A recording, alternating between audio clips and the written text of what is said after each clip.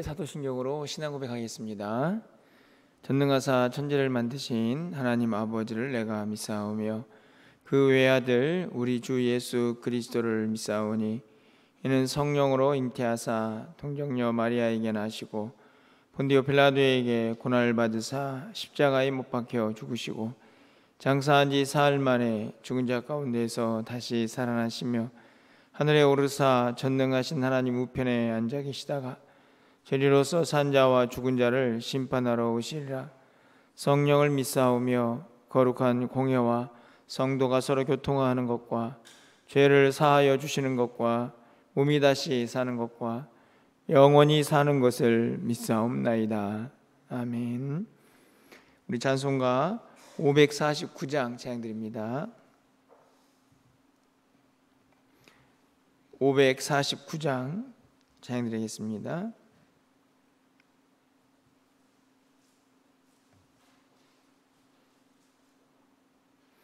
내 주여 뜻대로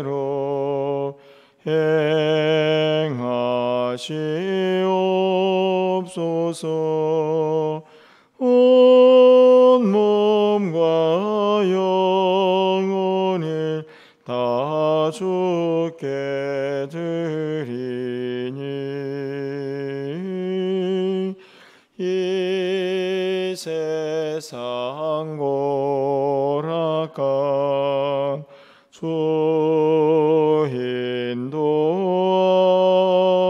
인도하시고 날 주관하셔서 뜻대로 하소서. 내 주여 뜻대로 행하시옵소서.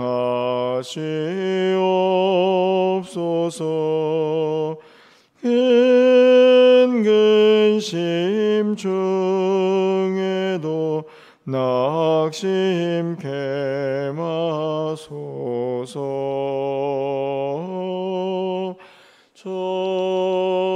주님도 때로는 울기도 하셨네. 날 주관하셔서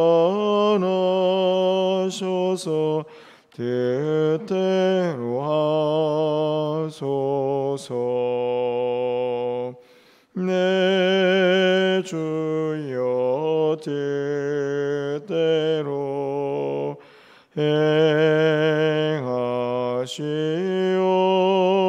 행하시옵소서. 내 모든 일들을 다 주께 맡기고 저 천성 향하여 고요히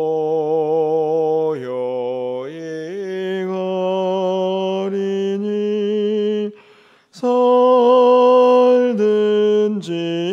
죽든지 뜻대로 하소서. 아멘. 오늘 하나님 말씀은 예레미야 39장입니다. 1절부터 10절까지 말씀을 교독하겠습니다.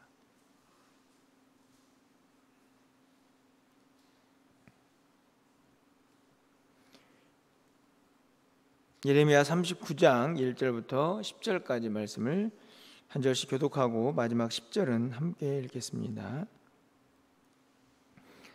유다의 시드기야 왕의 제9년 10째 달에 바벨론의 느부갓네살 왕과 그의 모든 군대가 와서 예루살렘을 에워싸고 치더니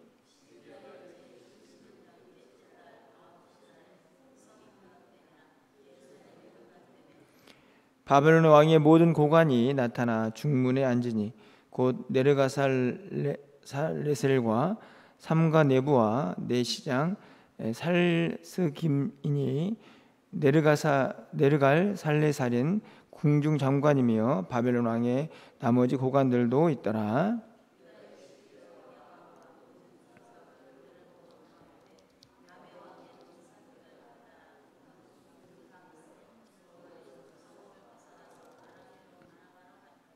갈다인의 군대가 그들을 따라 여리고 평원에서 시디기야에게 미쳐 그를 잡아서 데리고 하마 땅 리블라에 있는 바벨론의 느부갓네살 왕에게로 올라가매 왕이 그를 신문하였더라.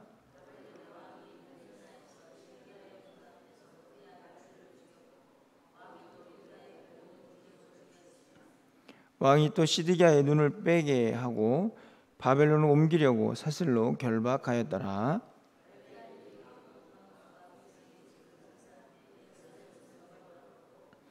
사령관 느부사라단이 성중에 남아있는 백성과 자기에게 항복한 자와 그 외에 남은 백성을 잡아 바벨론으로 옮겼으며 사령관 느부사라단이 아무 소유가 없는 빈민을 유다 땅에 남겨두고 그날에 보드원과 밭을 그들에게 주었더라.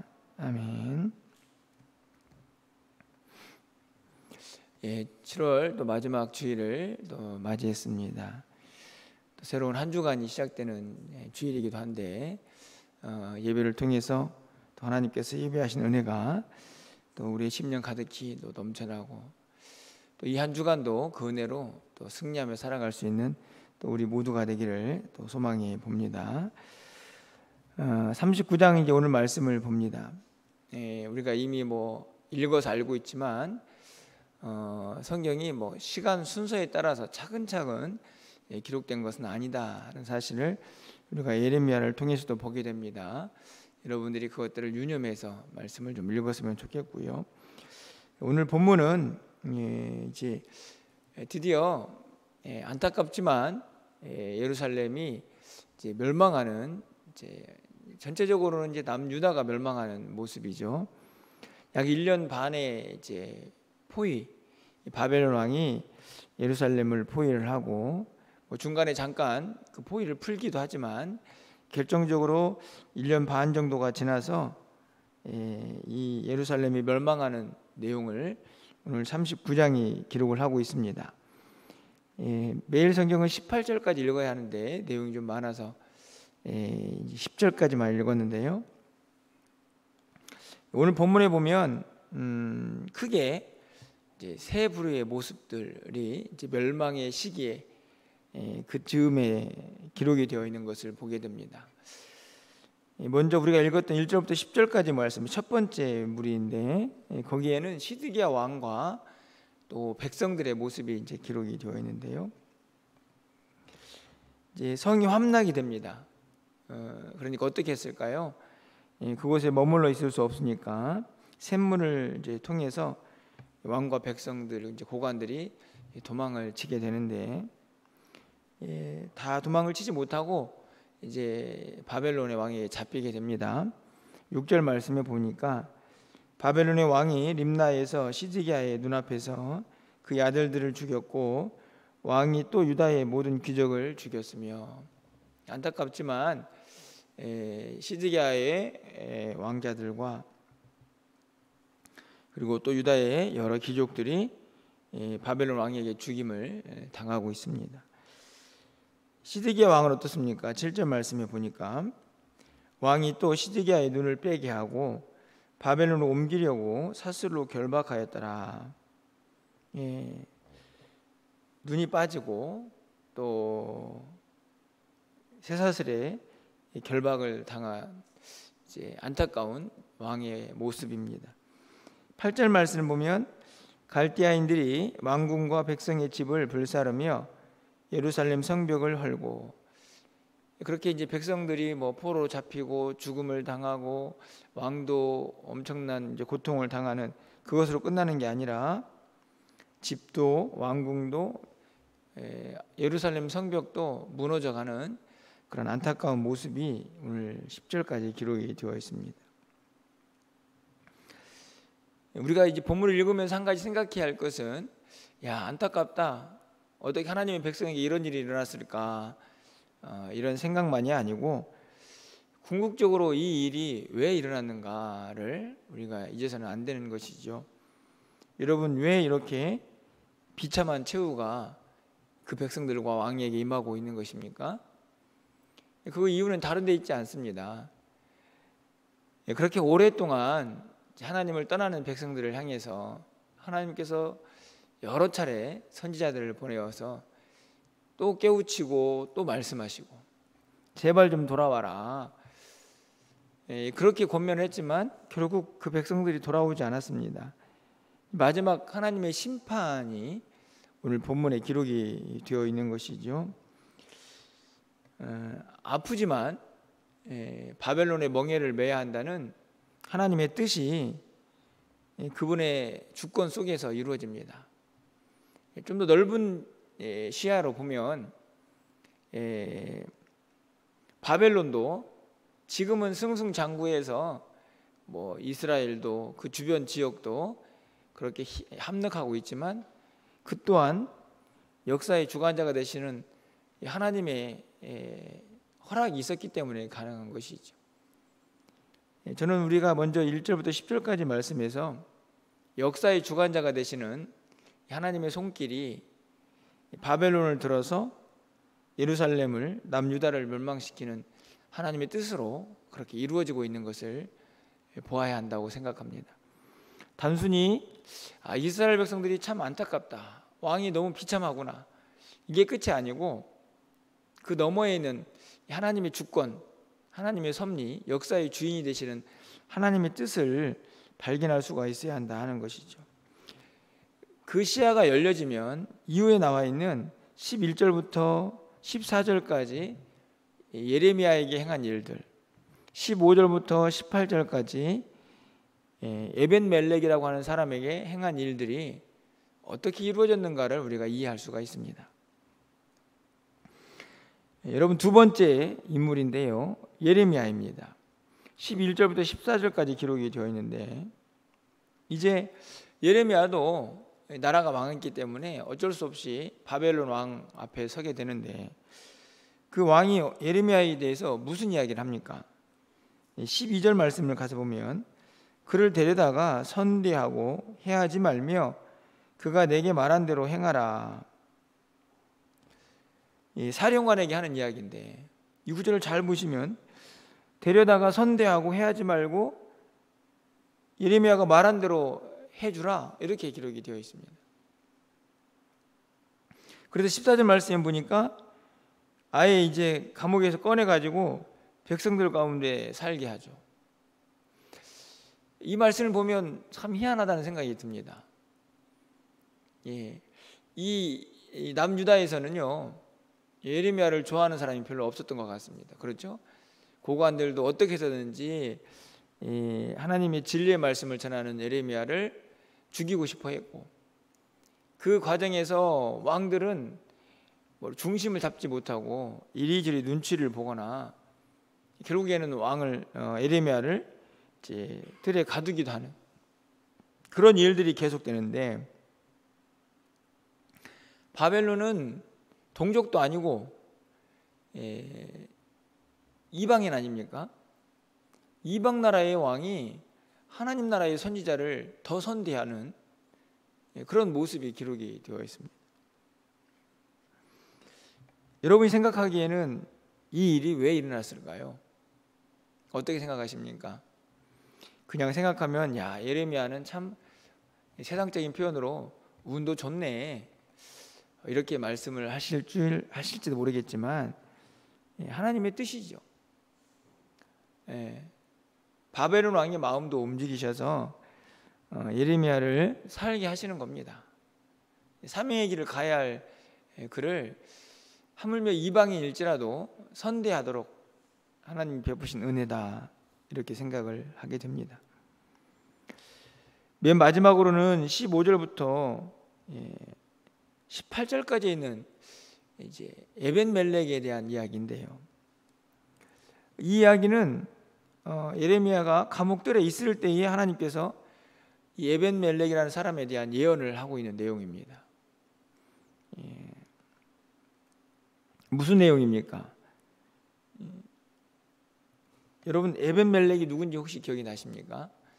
바로 앞장에 있는 38장에서 예레미야가 웅덩이에 빠져 이제 갇히죠. 그래서 진흙덩이 속에 있을 때 곧 죽을 수밖에 없는 그런 위기에서 예레미야를 구해낸 사람입니다. 그 사람 이야기가 한 장 건너서 19장에 지금 39장에 지금 기록이 되어 있는데 하나님께서 그를 위하여 특별히 예언을 하고 있는 내용이 기록이 된 것이죠. 17절 말씀에 보면 그 예언의 내용이 담겨져 있습니다. 여호와의 말씀이니라 내가 그날에 너를 구원하리니 내가 그 두려워하는 사람들의 손에서 넘겨지지 아니하리라. 이 에벤멜렉은 구원을 받을 것이다. 다른 사람들이 아까 보니까 귀족들이 막 죽음을 당하지 않습니까? 그런데 이 에벤멜렉만큼은 살려주겠다 하는 하나님의 예언이 예레미야를 통해서 확인이 되고 있는 거죠. 18절 말씀은 더 분명합니다. 여러분 우리 18절 말씀은 우리 마지막으로 한번 좀 읽어볼까요? 함께 읽겠습니다. 시작. 내가 반드시 너를 구원할 것인즉 내가 칼에 죽지 아니하고 내가 노략물같이 내 목숨을 얻을 것이니 이는 내가 나를 믿었음이라 여호와의 말씀이니라 하시더라. 이 구절을 보면 에벤멜렉이 왜 살아남았는가, 왜 구원의 은혜를 입는가, 이유가 무엇입니까? 내가 나를 믿었기 때문이다. 사실은 에벤멜렉에 대한 이야기는 앞에서 아까 얘기했던 것처럼 예레미야를 살리고 도와주는 일을 하는 사람인데 오늘 본문에서는 그의 믿음을 칭찬합니다. 네가 나를 믿었기 때문이다.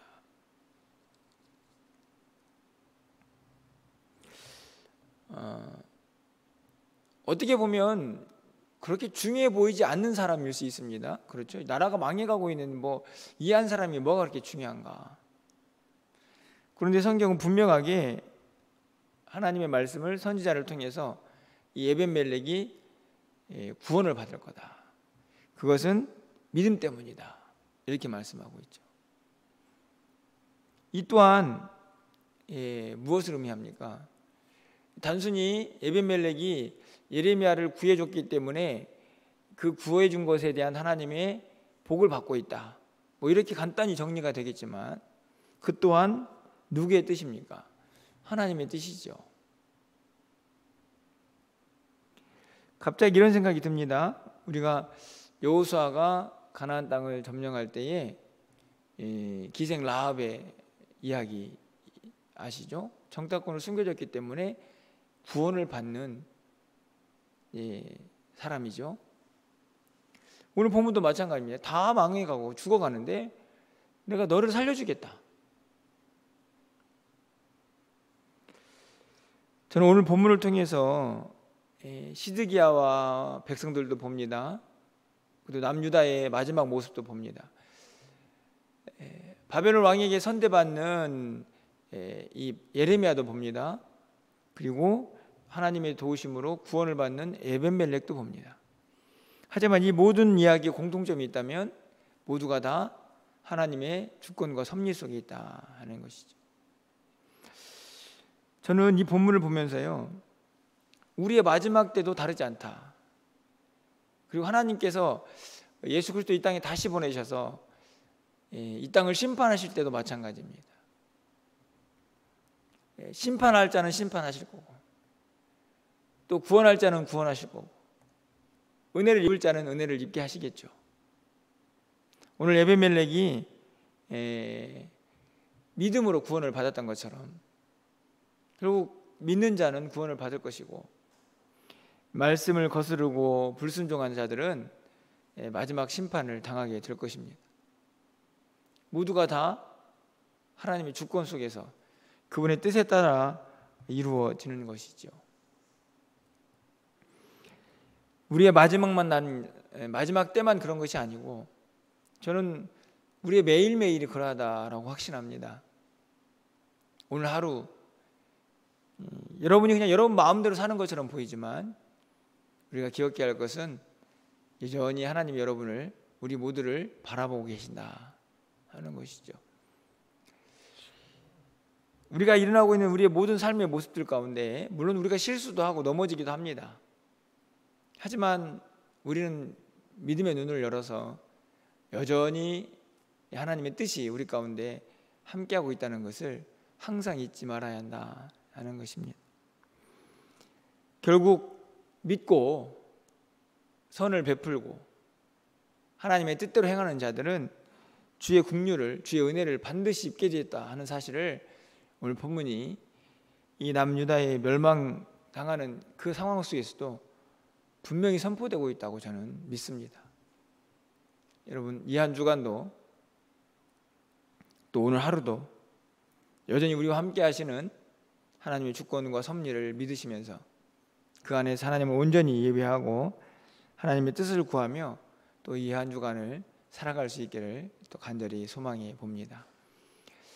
여러분의 생각이나 여러분의 뜻 분명히 중요하게 작용을 하겠지만 그 모든 것이 하나님의 뜻 가운데에서 이루어지고 또 행해져 가야 한다는 사실을 여러분이 한순간도 잊지 마시고 늘 기도하시면서 주님의 뜻을 구하고 그분의 주권과 섭리 속에서 날마다 힘있고 능력 있게 또 살아갈 수 있는 저 여러분의 삶이 될 수 있기를 주님의 이름으로 간절히 축원합니다.